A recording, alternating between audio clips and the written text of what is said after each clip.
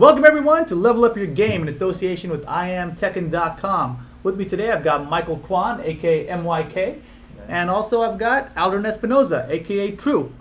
And so today, or in this series I should say, we're going to cover the basics of Tekken and the basics of the game in general.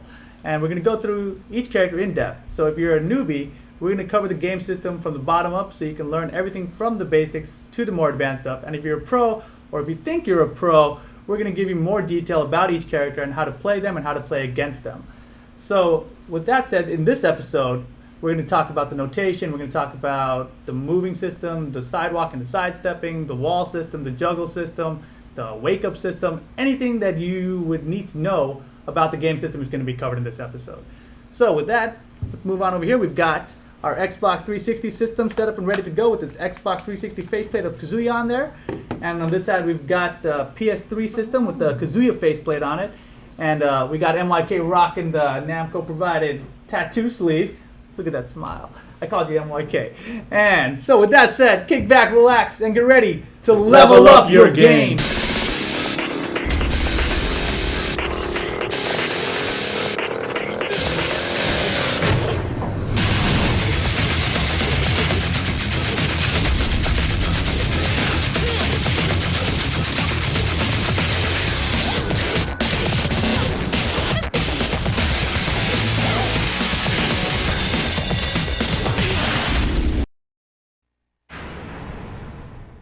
Alright, so now let's go ahead and talk about the notation system.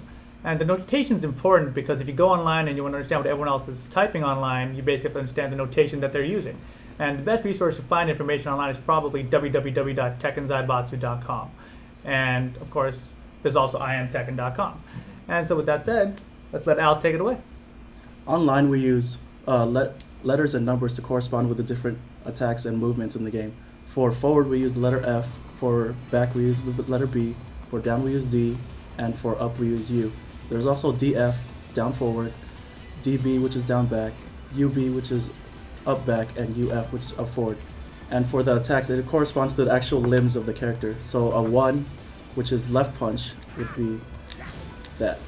A 2 would be right punch, a 3 would be left kick, and a 4 would be right kick.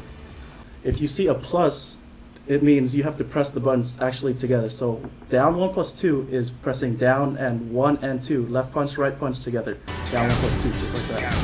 And then after that, there's also movement types in the game, like quarter circle forward, just like in Street Fighter, but it's an actual movement where a character can crouch dash. And that one's QCF online.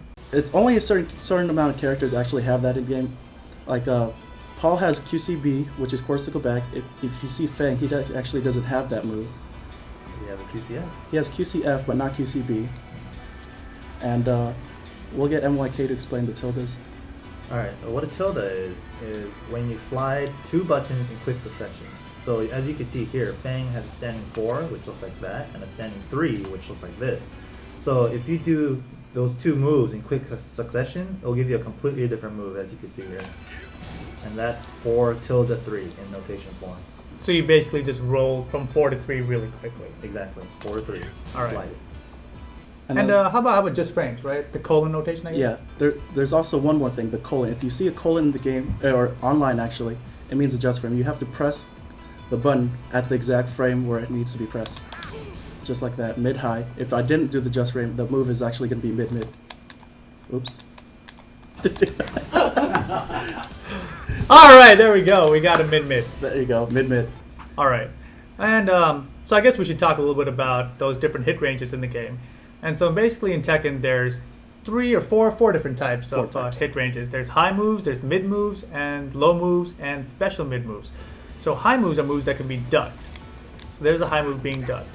And then there's mid moves which hit people who are ducking. All right. And then there's low moves which can only be blocked by holding down back. So basically crouching and blocking. And then the 4th special hit range is special mid.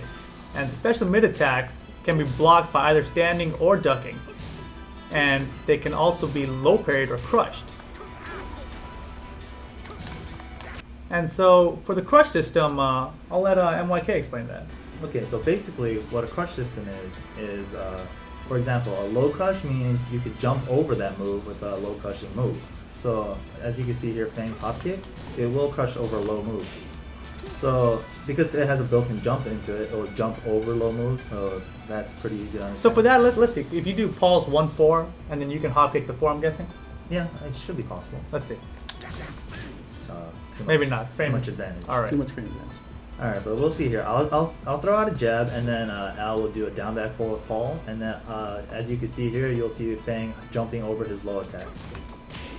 Perfect. And we'll demonstrate a high crush here, which means you're crushing under a high, which means I'm just ducking under a high with the move. So I'll demonstrate it with 1 first, and then Fang's down back 3 afterwards. See how it goes under the high jab? Perfect. High crush. All right. And so with that said, that covers most of the notation of the game. Mm-hmm. I think we'll go ahead and move on to movement. All right, so the next thing we're going to talk about is movement. And movement is really important because you can control the spacing so that you can kind of limit your opponent's options. And so with that said, let's go on MYK and talk about some movement. All right. So basically, to walk in this game, all you have to do is hold forward to forward walk. If you want to retreat slightly backwards and walking backwards, you just hold back. But there's also a little faster version of this. It's called dashing. To dash forward, you would tap forward, forward. And that's a forward dash right there. And if you want to do a back dash, you just tap back, back.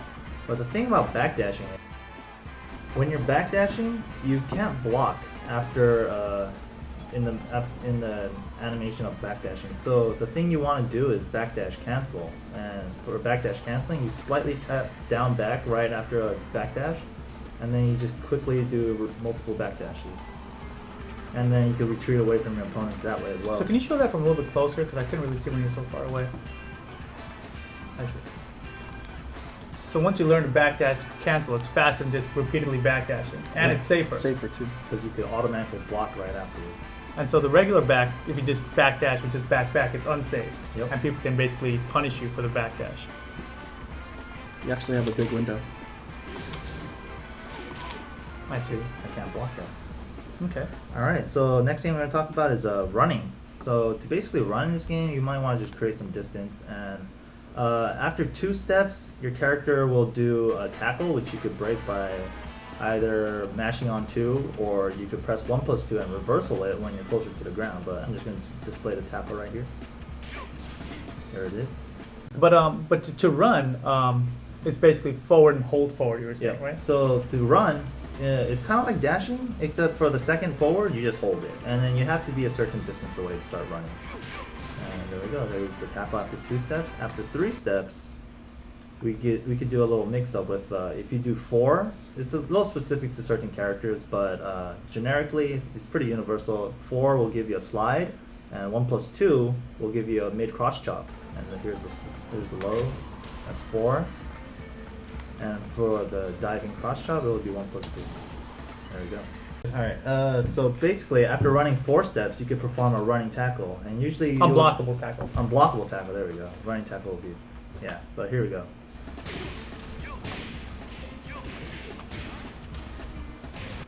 And there's the unblockable tackle. I was not able to block that. All right. And so let's go back to the running tackle a second ago. And so there's ways to break the running tackle, and there's ways you can basically block the punches from them, or people can throw punches at them. So let's just demonstrate some of that. All right. I will be performing the normal tackle, and MYK will be breaking it with the 2 button. And you could also reverse it by pressing 1+2. So although Devil Jin is doing this right now from really close, this is used in most cases where the opponent is running at you from, what is it, after 3 steps? 2 steps. 2 steps, right. There's the reversal. And so the reversal is done by 1+2. 1+2. A little later in the animation. Yeah, and also you could block. Usually after an ultimate tackle, there's punches and an armbar that follows. And by blocking the punches, you're going to have to press the opposite button which your opponent presses. So if I start with pressing 1, MYK will have to press 2 to block the punches. So in that case, you started punching with 1 there because your left Yes. arm came down, Yes. and he blocked with his 2, now, which is right arm. Yeah, and now I'm going to start with the 2. Oops. And finally, to reverse the armbar, you have to press 1+2. There it is.